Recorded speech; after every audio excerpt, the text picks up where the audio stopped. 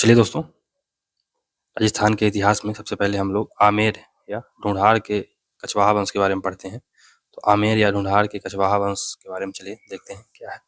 ढूंढ नदी के कारण दौसा व उसके आसपास के क्षेत्र को ढूंढाड़ क्षेत्र कहा जाता है। ढूंढाड़ क्षेत्र में कछवाहा राजवंश या ढूंढाड़ राज्य की स्थापना 12वीं सदी के मध्य हुई थी।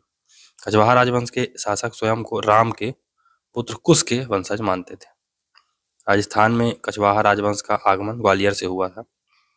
दुल्हे राय तो राजस्थान में ढूंढाड़ राज्य या कछवाहा राजवंश के संस्थापक माने जाते हैं। इनका वास्तविक नाम तेजकरण था, जो ग्वालियर के राजा सोढ़देव का पुत्र था। इसने 1137 में दौसा क्षेत्र में ढूंढाड़ राज्य का या कछवाहा राजवंश की स्थापना की। अतः राजस्थान में कछवाहा वंश की प्रथम राजधानी दौसा थी। इसने माची दुर्ग को जीतकर इसका नाम बदलकर रामगढ़ रखा था। रामगढ़ को अपनी दूसरी राजधानी बनाया। रामगढ़ में ही अपनी कुल देवी जम्बाय माता का मंदिर बनवाया।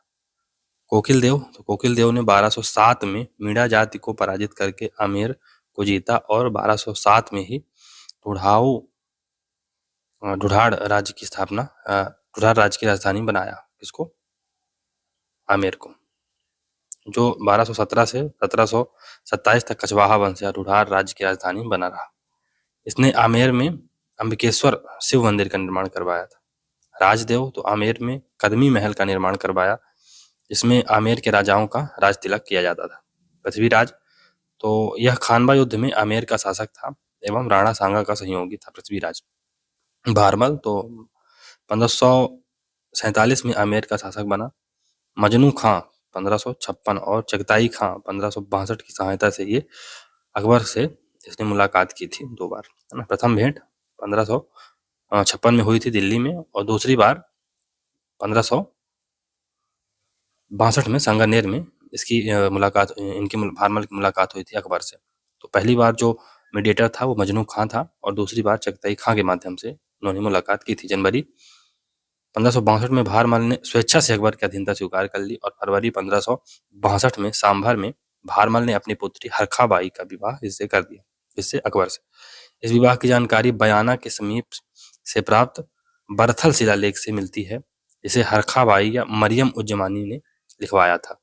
भारमल भारत का पहला हिंदू शासक था जिसने स्वेच्छा से अकबर की अधीनता स्वीकार की थी और मुगलों से वैवाहिक संबंध स्थापित किए थे। हरखाबाई को मरियम की उपाधि अकबर ने प्रदान की थी और उज्जमानी की उपाधि शेख सलीम चिश्ती ने प्रदान की थी। फिर भगवंत दास या भगवान दास तो अपने पिता भारमल के साथ ही अकबर की सेवा में चला गया। अकबर ने इसे बांके राजा की उपाधि दी थी 1569 में रणथंभौर विजय में अकबर का सहयोग किया। उस समय रणथंभौर का शासक सुरजन हाड़ा था। 1573 में प्रताप के पास अकबर का दूत बनकर आया था और 1582 से 89 तक अकबर ने भगवंत दास को पंजाब का मुगल सूबेदार नियुक्त किया था। अकबर ने भगवंत दास को 5000 का मनसब प्रदान किया था। भगवंत दास को 5000 का मनसब अकबर ने दिया था। भगवंत दास ने 1585 में अपनी पुत्री मानबाई का विवाह जहांगीर से किया था, 1585 में। फिर मान सिंह तो इनका जन्म 1550 में मौजमाबाद में हुआ था। अकबर से इनकी पहली मुलाकात 1562 में हुई थी। मान सिंह 2 मुगल बादशाह अकबर और जहांगीर के समकालीन था। मुगल सेवा इसने 1562 से 1604 तक दी थी। मान सिंह 12 वर्ष की आयु में 1562 में अकबर की सेवा में चला गया था। 1562 में ही मान सिंह की अकबर से प्रथम भेंट हुई थी। 1569 में रणथंभौर विजय में मान सिंह भी अकबर और भगवंत दास के साथ था। यह मान सिंह का प्रथम सैन्य अभियान था। इसमें मुगलों की ओर से मान सिंह ने भाग लिया था। 1573 में प्रताप के पास अकबर का दूत बनकर गया था। 1576 में हल्दी घाटी युद्ध में मुगल सेना का नेतृत्व किया। 1581 में काबुल में मिर्जा हाकिम के विद्रोह का दमन किया। 1585 में लाहौर विजय में मुगल सेना का सहयोग किया था। 1591 और 92 में उड़ीसा को जीता था। अकबर ने मान सिंह को 1585 में काबुल का सूबेदार बनाया था, 1587 में बिहार का सूबेदार एवं 1594 में बंगाल का मुगल सूबेदार नियुक्त किया था मान सिंह को अकबर ने। अकबर ने बंगाल में अकबरपुर एवं बिहारपुर में मान नगर यानी मानपुर नामक नगर बसाया। अकबर को वर्तमान में राजमहल के नाम से जाना जाता है। अकबरपुर को वर्तमान में राजमहल के नाम से जाना जाता है।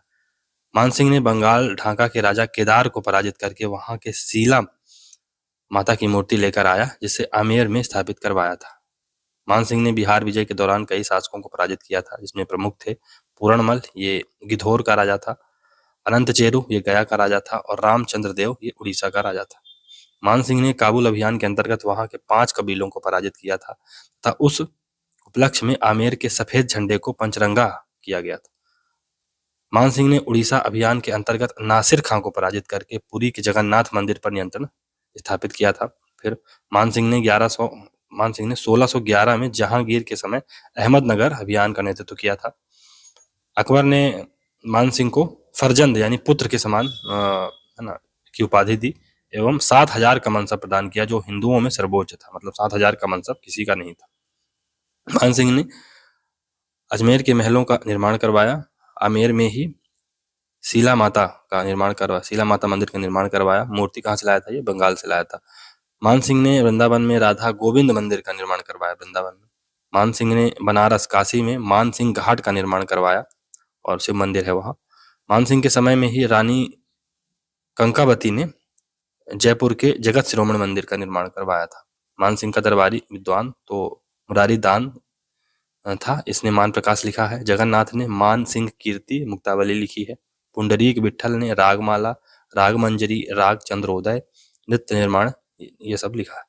मान सिंह की मृत्यु 1614 में महाराष्ट्र के एलिजपुरा में नामक स्थान पर हुई थी। मान सिंह के बाद उसका पुत्र भाव सिंह शासक बना, जो 1614 से 21 तक शासक रहा। 14 से 21 तक शासक रहा। फिर मिर्जा राजा जयसिंह आते हैं। तो आमेर के शासकों में सर्वाधिक लंबा शासनकाल इन्हीं का रहा। इन्होंने 3 मुगल बादशाहों जैसे कि जहांगीर, शाहजहां और औरंगजेब की सेवा किया कि उनके समकालीन थे ये। शाहजहां ने इन्हें मिर्जा की उपाधि दी थी। तो शाहजहां ने इन्हें मिर्जा की उपाधि दी थी। 1658 में उत्तराधिकार संघर्ष के अंतर्गत लड़े गए बहादुर के युद्ध में शाही सेना यानी दारा की सेना का नेतृत्व करते हुए सूजा को पराजित किया था। पुरंदर की संधि, तो यह संधि शिवाजी और मिर्जा राजा जयसिंह के मध्य हुई थी। इस संधि में मिर्जा जयसिंह ने औरंगजेब का प्रतिनिधित्व किया था। मिर्जा जयसिंह ने महाराष्ट्र में जय सिंहपुरा नगर बसाया। आमेर में जयगढ़ दुर्ग का निर्माण करवाया, जिसे पहले चील का टीला कहा जाता था, है ना। प्रमुख विद्वान तो बिहारी इनके समय कौन कौन से विद्वान थे? तो बिहारी ने बिहारी सतसई लिखी है। राम कवि थे इन्होंने जय सिंह चरित लिखा। गोपाल तैलग, ये जय चंपू लिखा इन्होंने। नरोत्तम दास, इन्होंने सुदामा चरित लिखा। राम सिंह प्रथम तो 1667 से 1688 के बीच में ये रहे। प्रमुख विद्वान इनके काल में गणेश देवल थे, जिन्होंने मुहूर्त तत्व की रचना की। कुलपति मिश्र, ये रस रहस्य की रचना की इन्होंने। तो कुलपति मिश्र ये कवि बिहारी का भांजा थे, है ना। इसने 52 पुस्तकें लिखी, जिसमें मिर्जा जयसिंह के दक्षिण अभियानों की जानकारी मिलती है। यह मिर्जा जयसिंह का भी समकालीन था। कौन? कुलपति मिश्र। बिशन सिंह, ये विष्णु सिंह इसके कहते हैं, तो नेक्स्ट शासक है, और ये 1688 से 1700 के बीच में रहे ये। फिर सवाई जयसिंह सेकंड आते हैं 1700 से 1743 तक। इनका वास्तविक नाम विजय सिंह था। इन्हें जो सवाई की उपाधि है औरंगजेब ने प्रदान की थी। इसे मिर्जा की उपाधि फारूक सियार ने दी थी। तो मिर्जा की उपाधि फारूक सियार ने और सवाई की उपाधि औरंगजेब ने दी थी। नोट क्या है कि जयसिंह प्रथम को मिर्जा की उपाधि शाहजहां ने प्रदान की थी, जबकि जयसिंह सेकंड को फारूक सियार ने प्रदान किया था मिर्जा की उपाधि। तो जयसिंह को मिर्जा की उपाधि शाहजहां ने दी थी, जबकि जयसिंह सेकंड को मिर्जा की उपाधि फारूक सियार ने दी थी, और अकबर ने इन्हें सवाई की उपाधि दी थी। औरंगजेब ने। सवाई जयसिंह सर्वाधिक मुगल बादशाहों यानी 7 मुगल बादशाहों के समकालीन रहे। सवाई जयसिंह 7 बार मालवा के मुगल सूबेदार बने। 3 बार मालवा के मुगल सूबेदार बने। अश्वमेध यज्ञ करने वाला भारत का अंतिम शासक। 2 अश्वमेध यज्ञ किया। 1707 में जाजव के युद्ध में शाहजादा मुअज्जम के विरुद्ध शाहजादा आजम का सहयोग किया, लेकिन इस युद्ध में मुअज्जम की विजय हुई और वह बहादुर शाह के नाम से मुगल बादशाह बना। बहादुर शाह ने सवाई जयसिंह को आमेर की गद्दी से हटाकर उसके भाई विजय सिंह को आमेर का राजा बना दिया था तथा आमेर का नाम बदलकर इस्लामाबाद या मोमिनाबाद कर दिया था। 1708 में देवारी समझौते में सवाई जयसिंह को इसमें शामिल किया गया था। सांभर का युद्ध, इस युद्ध में सवाई जयसिंह और मारवाड़ के अजीत सिंह की संयुक्त सेनाओं ने मुगल सेनापति सैयद हुसैन को हराया और इस विजय के बाद सवाई जयसिंह ने आमेर पर पुनः अधिकार कर लिया था। इस युद्ध के बाद सांभर झील पर आमेर और मारवाड़ का संयुक्त अधिकार हो गया था। 1715 में पीपलूद युद्ध में मुगलों की ओर से मराठों को पराजित किया। 1734 में हुरडा सम्मेलन का आयोजन हुआ। 1741 में मराठा पेशवा बालाजी बाजीराव के साथ धौलपुर का समझौता किया। तो इस समझौते में मुगल बादशाह मोहम्मद शाह रंगीला का प्रतिनिधित्व किया था। मोहम्मद शाह रंगीला ने सवाई जयसिंह को भरतपुर के जाट विद्रोह को दबाने के उपलक्ष्य में राज राजेश्वर की उपाधि दी थी। राज राजेश्वर की उपाधि दी थी। सवाई जयसिंह की सांस्कृतिक उपलब्धियां, तो जयपुर में अश्वमेध यज्ञ का आयोजन किया, जिसका पुरोहित पुंडरीक रत्नाकर था। इस अश्वमेध यज्ञ के समय दीप सिंह कुंभाणी ने अश्वमेध यज्ञ के घोड़े को पकड़ लिया था। 1727 में जयपुर नगर बसाया, जिसके मुख्य वास्तुकार विद्याधर भट्टाचार्य थे। ये बंगाल के निवासी थे। पुर्तगाली ज्योतिषी और वास्तुकार जोवियर डी सिल्वा का भी सहयोग लिया गया था, चूंकि जयपुर नगर की स्थापना 18 नवंबर 1727 को की गई थी, अतः 18 नवंबर को जयपुर का स्थापना दिवस मनाया जाता है। बादल महल जयपुर शहर की प्रथम इमारत थी। 1727 में ही सवाई जयसिंह ने आमेर के स्थान पर जयपुर को राजधानी बनाया। 2019 को यूनेस्को ने जयपुर को विश्व विरासत सूची में शामिल कर लिया है। नाहरगढ़ दुर्ग का निर्माण करवाया, जिसे सुदर्शनगढ़ दुर्ग भी कहा जाता है। इसे जयपुर का पहरेदार भी कहा गया है। इसका निर्माण मराठों की सुरक्षा हेतु करवाया गया था। जयपुर में गोविंद देव जी के मंदिर का निर्माण करवाया। जयपुर में चंद्रमहल, सिटी पैलेस और सिसोदिया रानी के महल का निर्माण करवाया। जयपुर में जहाज महल का निर्माण करवाया, यह मानसागर झील में बना है। हरमाड़ा नहर का निर्माण भी करवाया था। फिर सवाई जयसिंह ने 5 जंतर मंतर वेधशालाओं का निर्माण करवाया था। दिल्ली में प्रथम, जयपुर ये सबसे बड़ी थी, फिर उज्जैन में थी, मथुरा में थी, बनारस या काशी या विश्वनाथ, मतलब वाराणसी कुछ भी कह सकते हैं। तो एक दिल्ली में थी, एक जयपुर में थी, एक उज्जैन में थी, एक मथुरा में थी, एक बनारस या काशी में थी। 2010 में जयपुर के जंतर मंतर को विश्व विरासत सूची में शामिल कर लिया गया है। जयसिंह ने जयसिंह कारिका नामक ज्योतिष ग्रंथ लिखा था तथा जीज ए मोहम्मद शाही नाम से नक्षत्र सारणी तैयार की थी। यह सारणी मोहम्मद शाह रंगीला को समर्पित थी। जयसिंह के दरबारी विद्वान तो पुंडरीक रत्नाकर थे। इन्होंने जयसिंह कल्प द्रुम लिखा। पंडित जगन्नाथ, इन्होंने सिद्धांत सम्राट तथा सिद्धांत कौस्तुकुंभ लिखा। पंडित जगन्नाथ जयसिंह का ज्योतिष गुरु था। केवल राम तो विभाग सारणी के नाम से लॉगरिथम नामक गणित पुस्तक का संस्कृत अनुवाद किया था। फिर सवाई जयसिंह ने जयपुर में सूरत खाना नाम से चित्रकला विभाग की स्थापना की थी। सूरत कला नाम से चित्रकला विभाग की स्थापना की थी सवाई जयसिंह ने। कहाँ? जयपुर में। सवाई ईश्वर सिंह, तो इनका कार्यकाल 1743 से 1750 के बीच में रहा। ईश्वर सिंह का जादू टोने व तंत्र विद्या से अत्यधिक विश्वास था। राजमहल का युद्ध ये 1747 में होता है। 1747 में तो एक तरफ ईश्वर सिंह थे प्लस भरतपुर के बदन सिंह थे, और इसका नेतृत्व सूरजमल ने किया था। दूसरी तरफ माधो सिंह, जगत सिंह सेकंड ये मेवाड़ के थे, प्लस उम्मेद सिंह बूंदी के, और दुर्जन साला ये कोटा के थे, प्लस मराठा। इस युद्ध में ईश्वर सिंह की विजय हुई। इस युद्ध के उपलक्ष्य में ईश्वर सिंह ने ईसर लाट या सरगासुली का निर्माण करवाया था, जो 7 मंजिला इमारत है। सरगासुली या ईसर लाट का निर्माण करवाया था इन्होंने, जब राजमहल का युद्ध जीता था 1747 में। बगरू का युद्ध ये 1748 में होता है। इस तरफ फिर से ईश्वर सिंह, भरतपुर के बदन सिंह, नेतृत्व सूरजमल ने किया। माधो सिंह, जगत सिंह सेकंड ये मेवाड़ के थे, उम्मेद सिंह बूंदी के, दुर्जन साला कोटा के और मराठा। इस युद्ध में ईश्वर सिंह की पराजय हुई। परिणाम स्वरूप ईश्वर सिंह ने माधो सिंह को 5 परगने प्रदान किए, जो निम्न है। कौन कौन से? राजमहल, मालपुरा, टोंक, टोडा और निवाई, ये सभी टोंक में आते हैं वर्तमान में। 1750 में ईश्वर सिंह ने मराठा सेनापति मल्हार राव होलकर के आक्रमण से भयभीत होकर आत्महत्या कर ली थी, और इसे सरगासुली से कूदकर आत्महत्या की थी। सवाई माधो सिंह फर्स्ट, तो स्वयं के नाम पर सवाई माधोपुर नगर का निर्माण करवाया तथा चाकसू में शीतला माता मंदिर का निर्माण करवाया। कहाँ? चाकसू में। इसके समय में 1751 में जयपुर में मराठों का सामूहिक कत्लेआम किया गया था। काकोड़ का युद्ध ये 1759 को होता है। इस युद्ध में माधो सिंह ने मराठों को पराजित किया था।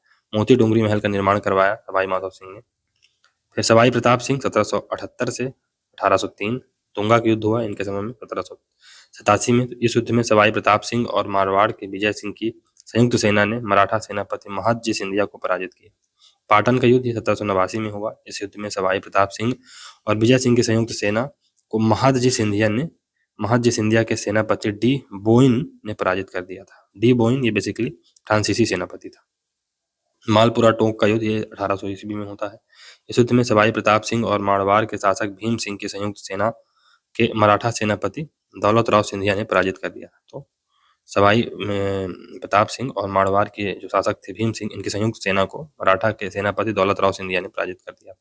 युद्ध कब हुआ था? 1800 में, मालपुरा टोंक का युद्ध। सांस्कृतिक उपलब्धियां क्या थी? तो इन्होंने हवा महल, इसका निर्माण 1799 में करवाया था और इसका जो निर्माणकार जो वास्तुकार थे लालचंद उस्ता हैं, चौमू निवासी थे लालचंद उस्ता। यह भगवान श्री कृष्ण की मुकुट की आकृति के समान बना है।